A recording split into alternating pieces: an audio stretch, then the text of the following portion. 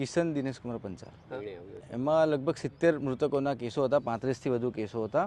એમાં જ્યારે દુર્ઘટના ઘટી એના શોર્ટ ટાઈમમાં જ કેસો દાખલ કરી દીધા હતા.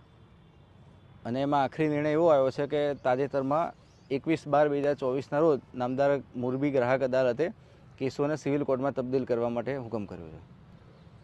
હવે એ હુકમથી આપણને નહીં જણાતા આપણને 2 કેસમાં અપીલ દાખલ કરી છે રાજ્ય કમિશનમાં અને બાકીના કેસોમાં કરવાના છે.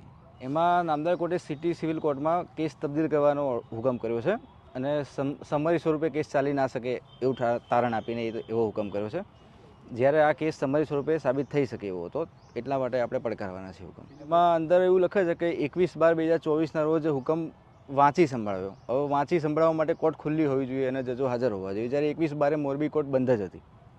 હવે 21/12 વાંચી સંભળાવ્યું એવું લખે છે નીચે, સહિત 26/12 છે, મતલબ 21/12 તો કોર્ટ હતી જ નહીં. અને 26/12 સહી છે તો 26/12 પણ રાવલ સાહેબ જે છે એ કોર્ટમાં હાજર નહોતા. PC રાવલ સાહેબ છે રાજ્ય કમિશનમાં. એ 2 કેસમાં કરી દીધી છે, બાકીના કેસમાં કરવાના છીએ.